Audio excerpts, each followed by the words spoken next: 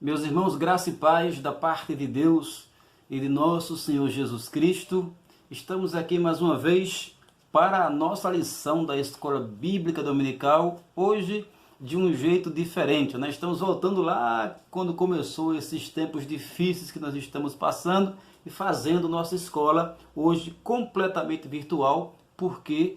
Porque nós temos um evento em nossa igreja onde está envolvido o departamento de jovem e é justamente são membros do departamento de jovens que estão também envolvidos com a nossa transmissão. São as pessoas que trabalham ali no computador, nas gravações, nas filmagens. Então eles precisam também ter o seu tempo com Deus e estão com o pastor Sérgio, com o pastor Bartolomeu, agora, neste momento, lá na nossa granja. E por isso, nós estamos hoje com a nossa escola sem ser presencial, porque se nós fizéssemos presencial, nós não teríamos os irmãos assistindo, porque não tínhamos como filmar. Então nós resolvemos fazer de uma forma que todos possam acompanhar, que é justamente a nossa forma aqui pelo nosso canal. Então seja muito bem-vindo, seja muito bem-vinda. Você que está aí na sua casa nesta manhã, pegue sua Bíblia, nós vamos sim, hoje, continuar o nosso panorama nas Escrituras Sagradas, e dessa feita o livro é Primeiro Livro dos Reis. Vamos dar aqui uma panorâmica sobre este livro e tirar, sim, com certeza, lições para as nossas vidas. Antes, nós vamos orar. Queria orar com você, com a sua família, para que nós pudéssemos começar aqui a meditação na Palavra do Senhor. Então, feche seus olhos, desde que você está fazendo, e vamos conversar com Deus nesta manhã. Nosso Deus e nosso Pai, nós te agradecemos, meu Deus, por esta manhã. Nós te agradecemos por este domingo, onde podemos entrar em Tua presença e podemos, meu Pai, estudar a Tua palavra. Nós pedimos, meu Senhor, que o Teu Espírito Santo venha iluminar o nosso coração, a nossa mente, para que nós aprendamos do Senhor e para que nós possamos aplicar em nossa vida os ensinamentos da Tua santa palavra, Senhor. Abençoa todos os Teus servos, onde quer que estas imagens estejam chegando, meu Deus. Abençoa as famílias do Teu povo, que hoje nós tenhamos um domingo abençoado em Tua presença. Nós te agradecemos e pedimos em nome de Jesus Cristo.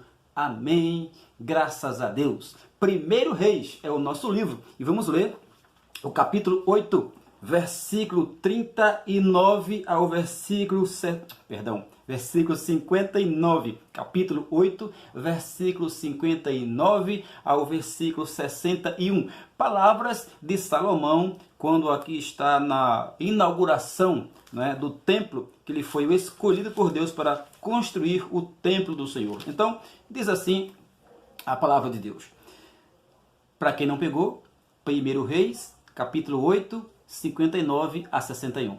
Você vai entender no final porque foi que eu li essa passagem. Diz assim: que estas minhas palavras com que supliquei perante o Senhor estejam presentes diante do Senhor, nosso Deus, de dia e de noite, para que faça ele justiça ao seu servo e ao seu povo e ao povo de Israel, ao seu povo de Israel, segundo cada dia exigir. 60. Para que todos os povos da terra saibam que o Senhor é Deus e que não há outro. 61. Seja perfeito o vosso coração para com o Senhor, nosso Deus, para andardes nos seus estatutos e guardardes os seus mandamentos, como hoje o fazeis. Palavras de Salomão. Daqui a pouco você vai entender por que eu li esta passagem. Primeiro Reis. Como sempre, nós começamos pelo título. Este livro realmente chama-se Reis. E na realidade, 1º e 2º Samuel, 1º e 2º Reis e 1º e 2º Crônicas, na Bíblia hebraica, formam um livro só. E tem um nome só, é Reis. Então, todos estes recebem esse mesmo título. A tradução da Bíblia para o grego é quem dividiu em 1º, em 2º e deu esses outros títulos, tá? Crônicas, que a gente conhece, Samuel, que a gente conhece, mas na Bíblia hebraica eles recebem todos este título de Reis, apenas Reis.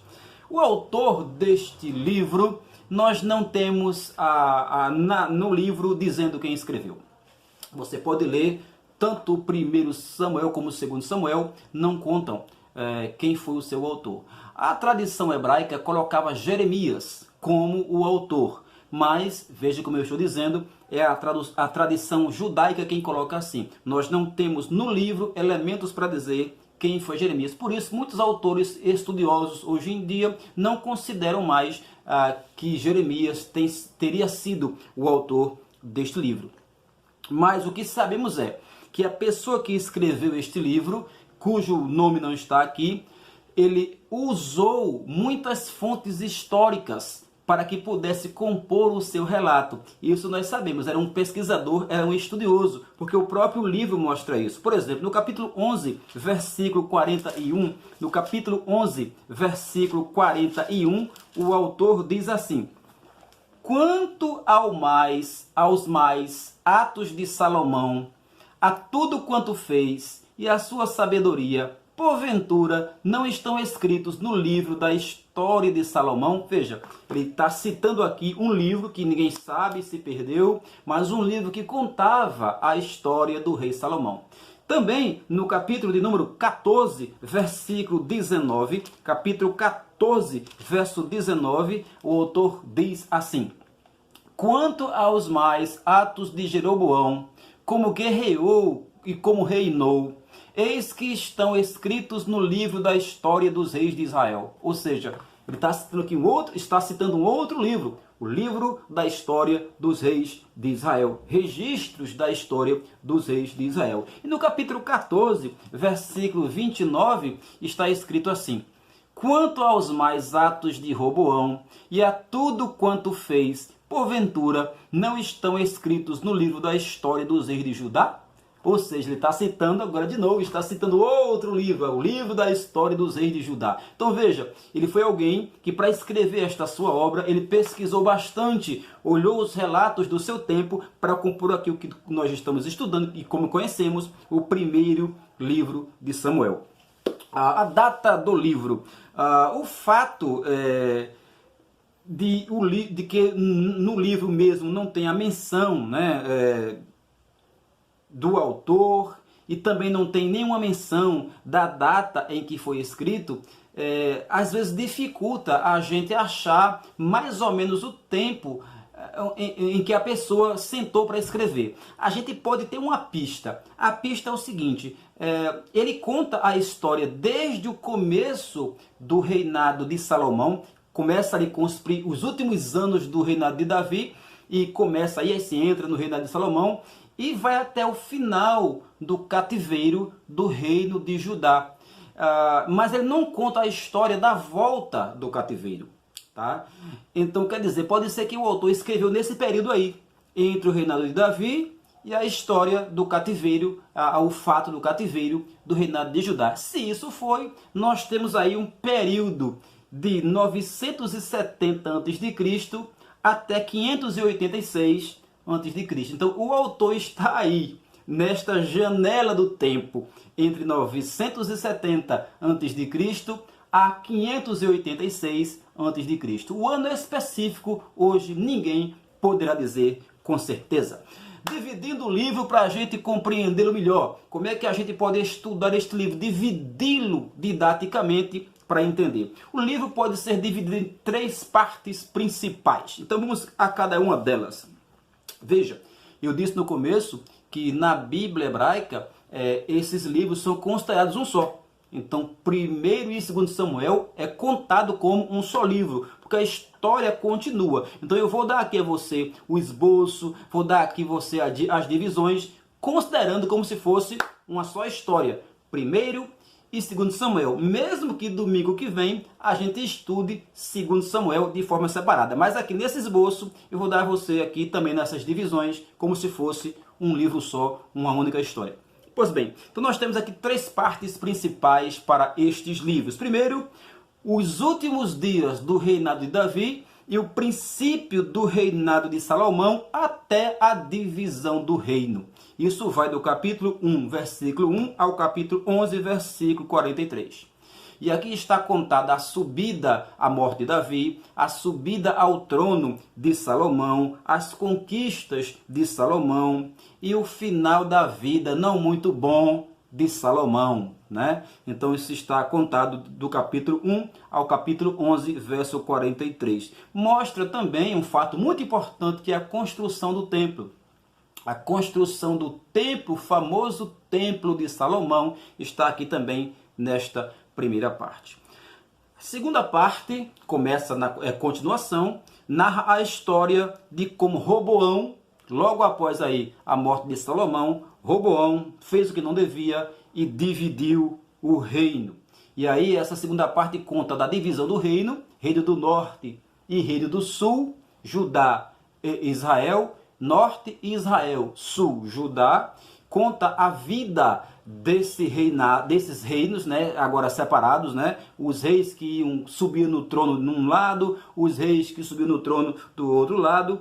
E aqui também se encontra duas personagens muito importantes nessa segunda parte, que são os ciclos, as histórias de Elias e as histórias de Eliseu, que são dois profetas, dois personagens muito importantes aqui nessa segunda parte.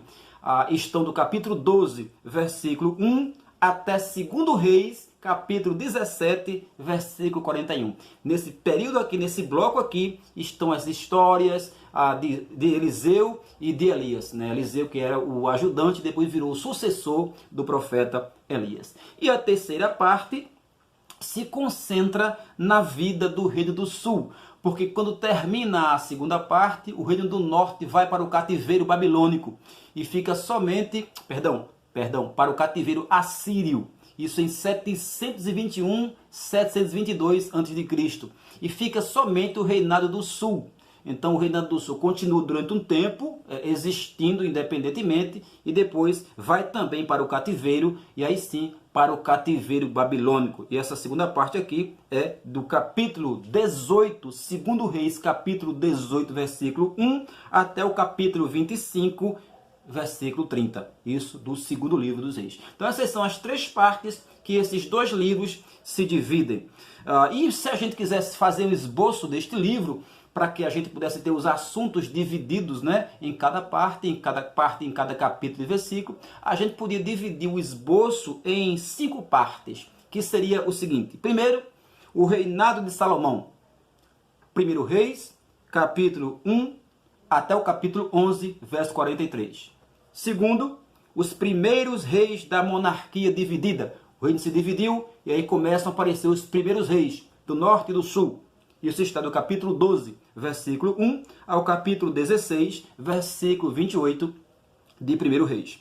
Terceira parte do esboço, o período da aliança entre Judá e Israel. Eles eram rivais, fizeram uma aliança, né? Os dois reinos fizeram uma aliança, um pacto.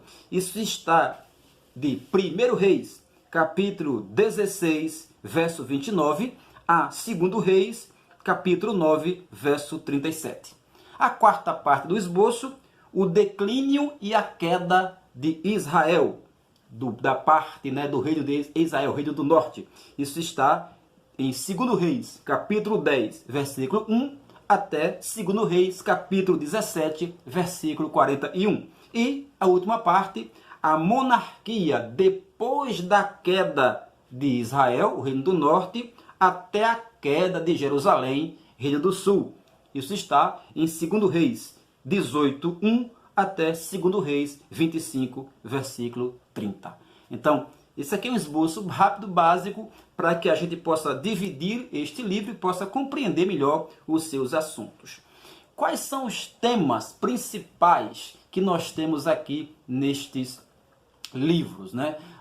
O que é que a gente pode aprender de assuntos principais que estes livros trazem para nós? Bem, a leitura desses livros mostra que estamos numa continuação do que a gente deixou lá atrás no segundo livro de Samuel. Quando você termina 2 Samuel, é uma sequência, começa 1 Reis. É uma continuação da história. Então, para o autor deste livro, ou destes dois livros, né? Deixa eu só aqui focar mais a minha câmera, ok? Então, para o autor desses dois livros, ele entende, e claro, inspirado por Deus, que o reinado só poderia estar bem se o rei e o povo obedecessem à palavra de Deus. para o autor, ele mostra isso com muita clareza, que a bênção e a bonança para o reinado só aconteceria se o rei e o povo fossem fiéis a Deus. Quando o rei e o povo eram infiéis a Deus, faziam o que não deviam, automaticamente já vinha para eles um castigo. E o povo sofria problemas, opressões dos inimigos, o rei também, que estava ali como líder da nação. Então os problemas chegavam quando o povo começava a mostrar a sua desobediência. É importante notar que, mesmo contando a história de primeiro um reinado unido, depois dois reinos divididos, o autor aqui não está preocupado em contar a história sociopolítica, a história econômica do reinado. Não. A sua preocupação é outra. Isso deve ser uma lição para nós. Às vezes nós achamos que a solução da vida está em política, está em economia e etc. Não, a história do reinado, a história do mundo, a história das nações não é regida por política, não é regida por questões sociopolíticas ou econômicas. A história das nações, veremos daqui a pouco, é regida por outra pessoa, por outro personagem. Então o autor aqui não está preocupado com nada disso. A sua preocupação é analisar o reinado depois dos dois reinos à luz da aliança com Deus. Então a sua preocupação é mostrar como esses reis e este povo estavam se comportando diante da aliança, diante da obediência à palavra de Deus. É digno de nota também que todos os reis do norte, quando o reino se divide, são sempre definidos, apresentados como se tivessem feito o que Deus não aprovava.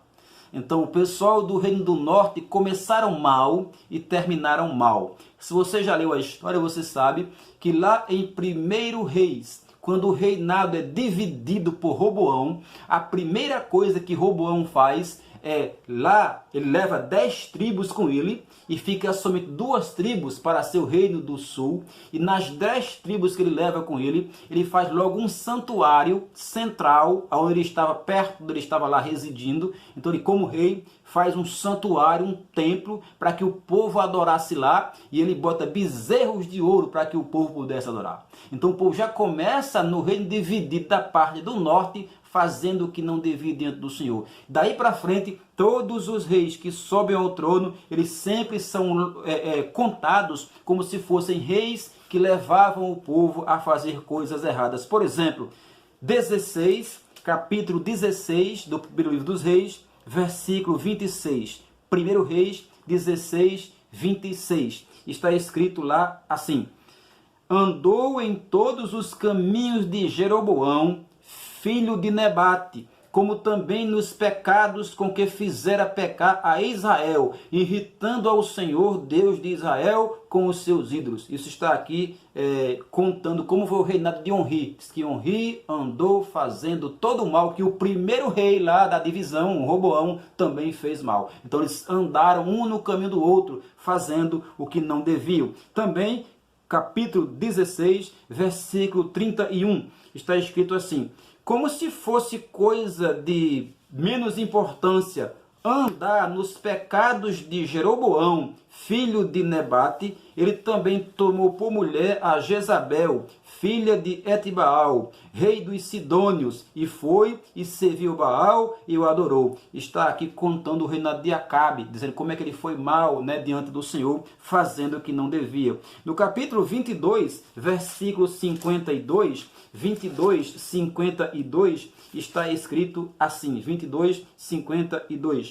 Acasias, filho de Acabe, começou a reinar sobre Israel em Samaria no 17º ano de Josafá, rei de Israel e de Judá, e reinou 2 anos sobre Israel. 53. E fez o que era mal perante o Senhor, porque andou nos caminhos de seu pai, como também nos caminhos de sua mãe, e nos caminhos de Jeroboão, filho de Nebate, que fez pecar a Israel. Veja, o autor está sempre se reportando ao primeiro rei que começou a fazer coisas erradas, dizendo os outros que vieram depois sempre seguiram no caminho desse rei, fazendo também coisas erradas e levando o povo de Israel a pecar contra o Senhor. Então, Os reis do norte são sempre contados como se fossem reis que levaram o povo a pecar. Já o reinado do sul é sempre contado como o reinado ideal. O reinado de Judá é sempre contado como o reino ideal. E Davi, o seu reino, é contado como se fosse o reino modelo para todos os outros reis.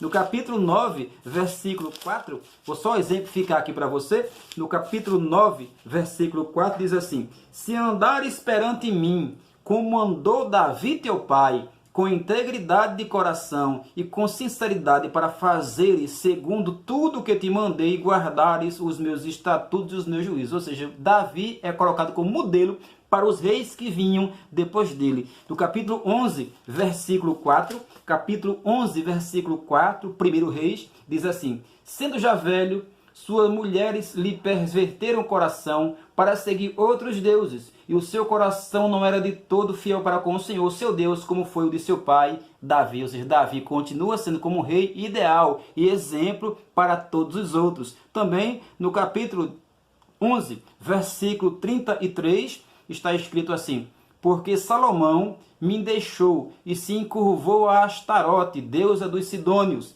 que a Quemós, deus de Moabe, e a Milcom, deus dos filhos de Amon, e não andou nos meus caminhos para fazer o que é reto perante mim, a saber, os meus estatutos, os meus juízos, como fez Davi, o seu pai. Veja, sempre Davi colocado como modelo. No capítulo 14, versículo 8, está escrito assim: e tirei o reino da casa de Davi e te entreguei. E tu não fostes como Davi, meu servo, que guardou os meus mandamentos e andou após mim de todo o seu coração para fazer somente o que parecia reto aos meus olhos. Então, Davi, no reino do sul, é sempre colocado como reinado modelo.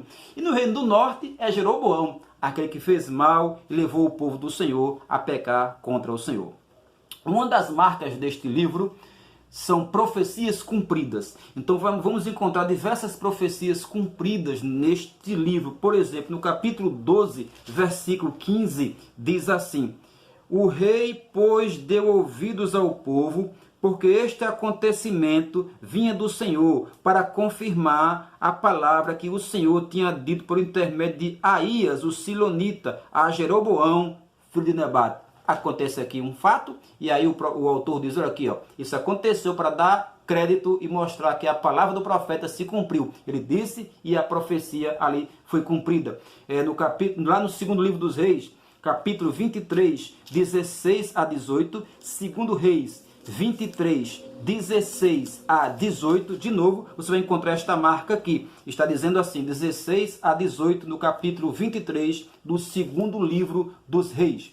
Olhando Josias ao seu redor, viu as sepulturas que estavam ali no monte. Mandou tirar delas os ossos, os queimou sobre o altar e assim profanou, segundo a palavra do Senhor, que apregoara o homem de Deus que havia anunciado estas coisas. Ou seja, aqui o cara está cumprindo a profecia que um profeta tinha dito antes de o fato acontecer. Então, isso você vai encontrar em diversas partes do livro, ou seja, profecias sendo ditas e profecias sendo cumpridas. Isso mostra, né, que para esse autor, os reinos da terra não era apenas uma sucessão de fatos aleatórios. A história dos reinos estava na mão de um personagem maior que comandava a história. Então, a palavra desse personagem que é Deus era dita e esta palavra deste personagem era cumprida. Por exemplo, capítulo 8, versículo 56. Bendito seja o Senhor que deu repouso ao seu povo de Israel, segundo tudo o que prometera. Nenhuma só palavra falhou de todas as suas boas promessas, feitas por intermédio de Moisés, seu servo. Veja a mentalidade do autor. Deus falou, Deus cumpriu. Ou seja, a história do povo está sendo comandada por Deus, pelo rei de Israel, que estava acima de todos os outros reis. Então, a narrativa, meus irmãos, destes livros, né, que tem muitos fatos, veremos mais outros fatos na semana que vem, e eu vou, na semana que vem, tratar de um texto especificamente lá no templo, com todos nós juntos. Eu convido você que está em casa, que não está indo para a escola bíblica e pode, esteja conosco lá, vamos aprender juntos ali na nossa escola bíblica, domingo que vem pela manhã. Então, A narrativa destes dois livros vai desde os primeiros dias do reinado de Salomão, né, que é apresentado ali no começo do livro, até a divisão dos reinos e o cativeiro dos dois reinos, tanto o cativeiro do reino do norte como o cativeiro do reino do sul. Isso em 721 a.C. e em 586 a.C. O autor é muito claro numa coisa específica.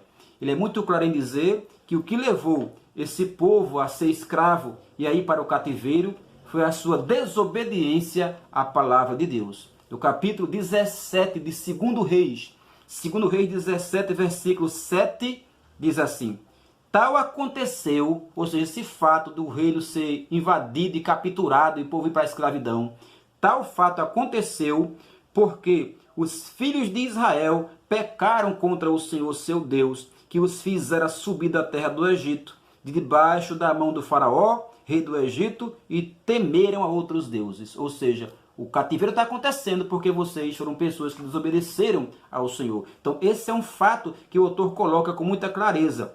As pessoas foram para o cativeiro porque eles estavam pecando contra Deus. Como castigo, então eles foram levados, tanto o reino do sul como o reino do norte, para terras inimigas. O que é que a gente aprende, meus irmãos, desta panorâmica aqui de primeiro livro de Samuel? Que Samuel, Jorge? Samuel ficou domingo passado, de primeiro livro dos reis.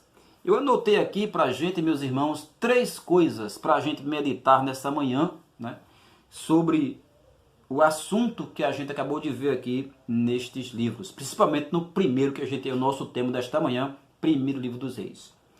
A primeira coisa que eu acho que deve ser relevante aqui para nós é que a palavra divina precisa ser obedecida.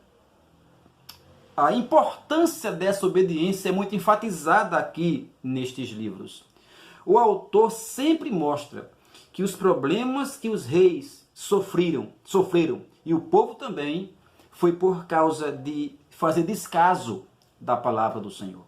Então a primeira lição que sai para nós aqui é: nós precisamos andar com Deus à nossa frente, a sua palavra na nossa frente. Senão, estamos sujeitos, a como esse povo também, a estar em caminhos errados e sofrer as consequências destes caminhos errados.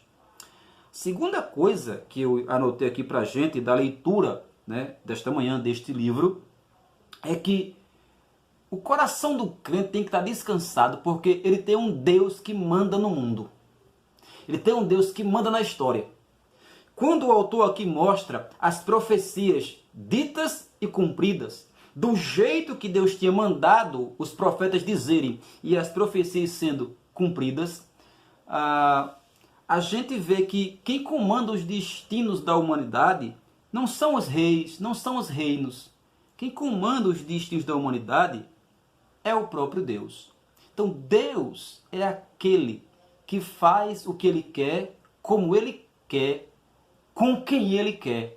Nossa história não está nas mãos de um homem e nem está também ao sabor do destino do acaso. A história da humanidade, ela tem um dono, um condutor, um diretor que está fazendo ela acontecer do jeito que Ele quer que essa história aconteça. A terceira coisa que eu anotei aqui para a gente meditar nesta leitura desta manhã é que todo crente, todo servo de Deus precisa pedir a Deus de todo o coração que ele comece bem e termine bem a caminhada cristã. Você vai entender por que eu estou dizendo isso. Veja, no capítulo que a gente leu no começo desta lição, no capítulo 8, deixa eu só achar aqui a minha leitura. Estou no 2 Reis. Primeiro Reis. Agora sim. 1 Reis. A gente leu no começo aqui, capítulo 8. Nós lemos do versículo 59 ao versículo 61. E eu disse, você vai entender por que estamos lendo essa passagem no final. É agora. Aqui quem está falando é Salomão.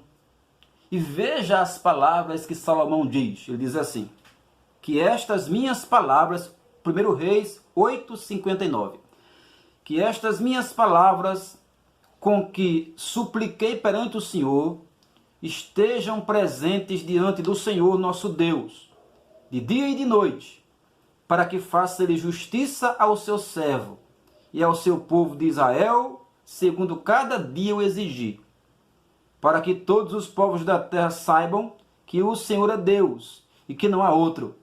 Seja perfeito o vosso coração para com o Senhor nosso Deus, para andardes nos seus estatutos e guardardes os seus mandamentos, como hoje o fazeis. Isso aqui é um homem de Deus falando, né? Ele está dizendo que Deus é Deus único e verdadeiro, que o povo deveria ser aquele que deveriam cumprir tudo o que Deus mandasse. Deus, ele diz aqui com todas as letras, Deus é único, o Senhor é o único Deus, não há outro. Então ele está começando muito bem o seu reinado, está começando muito bem a sua caminhada com Deus. Mas quem já conhece a história de Salomão sabe, ele não terminou muito bem a sua vida com Deus. O homem que acabou de dizer essas palavras, no final da sua vida, terminou de uma forma deprimente. E onde é que está isso? 1 Reis, capítulo 11. 1 Reis, capítulo 11, verso 1 ao verso 8. Veja o que diz esta passagem. Aquele homem que estava pedindo que o povo obedecesse a Deus e estava afirmando que Deus era único, veja o que esse rapaz faz. Capítulo 11. Ora, além da filha de Faraó, amou Salomão muitas mulheres estrangeiras, moabitas, amonitas, edomitas, sidônias e etéias. Já começou errado. Os reis não deviam multiplicar esposas nem cavalos. Ele começou a multiplicar o que não devia, e contra a lei de Deus. Continua. Verso 2.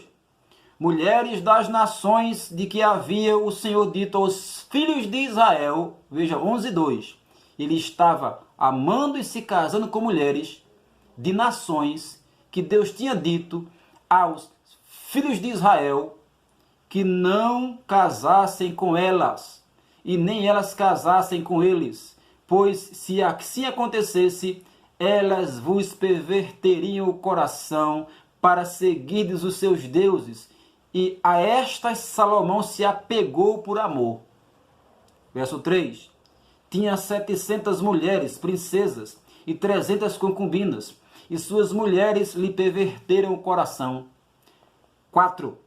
Sendo já velho, suas mulheres lhe perverteram o coração para seguir a outros deuses, e o seu coração não era de todo fiel ao Senhor, seu Deus, como fora de Davi, seu pai. Ou seja, aquele homem que estava pregando fidelidade, agora ele está cometendo o pior pecado que um ser humano pode cometer dentro do Antigo Testamento, que era a idolatria, a prostituição da idolatria. Continua, versículo 5. Salomão seguiu a Astarote, deusa dos Sidônios, e a Milcom, a abominação dos Amonitas. Verso 6. Assim fez Salomão o que era mal perante o Senhor, e não perseverou em seguir ao Senhor como Davi seu pai. Verso 7. Nesse tempo, edificou, veja onde ele chegou, edificou um santuário a Quemos, a abominação de Moabe, sobre o monte fronteiro a Jerusalém, e a Moloque, a abominação dos filhos de Amon. Verso 8. Assim fez para com todas as suas mulheres estrangeiras, as quais queimavam incenso e sacrificavam a seus deuses. Aqui nós temos um homem que começou muito bem, mas termina a vida muito mal. Um homem que pediu sabedoria a Deus, Deus deu sabedoria a ele, mas termina os seus dias muito mal.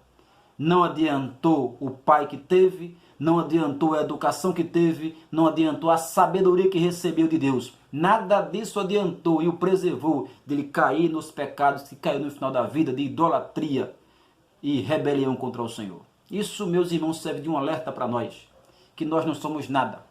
Mesmo Salomão, com toda a sua sabedoria, não era nada. Não é a sabedoria do homem que faz com que ele possa ficar firme de pé diante do Senhor. O Deus nos sustenta, o nada que temos em nós pode nos sustentar.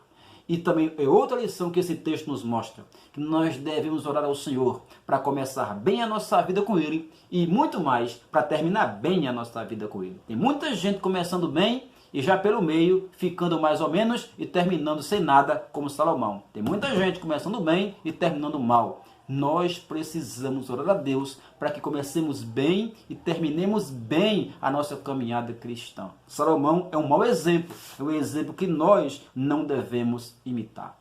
Então essas são 3 aplicações pessoais que eu queria deixar para os irmãos nesta manhã de domingo, desta leitura aqui de primeiro livro dos Reis. Na próxima semana nós vamos para o segundo livro. No segundo livro, né, eu quero destacar um fato que vai nos ajudar a aprender mais a adorar ao Senhor e o que significa a adoração ao Senhor. Este fato, os irmãos vão saber no próximo domingo, na escola dominical, e eu espero que você esteja conosco lá no templo, presencialmente ali na nossa igreja. Hoje à noite, às 18 horas, nós estamos com o nosso culto presencial. E todas as pessoas que podem ir, venha estar conosco. Você que pode vir, venha. Nós temos todos os protocolos para que você possa estar seguro. Verificação da temperatura, álcool em gel por tudo quanto é canto, todas as pessoas de máscara, o distanciamento social normal. Então, se você pode, venha estar conosco, venha estar louvando a Deus presencialmente e para quem possa ouvir a sua voz ali louvando e engrandecendo ao Senhor. Então, peço que você ore por mim. Logo mais, também eu vou estar na igreja, tratando e trabalhando com os irmãos, pregando a palavra de Deus. Então, ore para que Deus possa me usar nessa noite para abençoar a sua vida, o seu coração. A você, meu irmão, minha irmã, que não pode, que está em casa, faz parte do grupo de risco, nossos irmãos oficiais, Pedro Ivandro, o nosso irmão Luiz Francisco, nosso irmão Dedé, nosso irmão Diácono Enéas, o diácono Adilton e a nossa irmã Penha, enfim, eu vou citar todo mundo não, porque eu não vou lembrar com certeza, vou cometer injustiça, mas a todos esses irmãos que são tão queridos para nós e não podem estar conosco, estejam aqui no canal para serem abençoados nessa noite. O pastor Jonatas Catão também, né, está aí no seu centenário, bem vividos, graças a Deus, que não pode estar conosco, mas vai estar acompanhando, ele sempre acompanha os cultos também. Deus abençoe o senhor pastor e a sua família. Então, nós queremos convidar quem pode a estar presente e a quem não pode a não deixar de sintonizar aqui no nosso canal logo mais às 18 horas. Então, meus irmãos, um bom domingo para você e para a sua família, um bom almoço, use o seu tempo bem, passe este domingo na presença do Senhor e até mais tarde, se Deus assim nos permitir. Eu queria orar com você para a gente encerrar a meditação desta manhã. Então, vamos orar? Santo Deus e nosso Pai, eterno Criador dos céus e da terra, em Tua presença nós entramos mais uma vez para agradecer, meu Deus, e te pedir a Tua graça sobre nós neste domingo. Nos abençoa, Senhor, nos livra do mal, nos dá a Tua santa direção, meu Pai, em tudo que vamos fazer, meu Deus, que esta mensagem desta manhã, este estudo neste livro, essas aplicações fiquem em nossos corações e que logo mais à noite todos nós possamos estar juntos mais uma vez, presencial ou virtualmente, para cultuar ao Senhor, adorar-te na beleza da Tua santidade. Abençoa o Teu povo, permanece conosco, nos dá a Tua graça sempre, ó Deus. Nós assim oramos em nome de Jesus Cristo. Amém. Que Deus abençoe você, que Deus abençoe a sua família e até mais tarde, se Deus assim nos permitir. Até mais.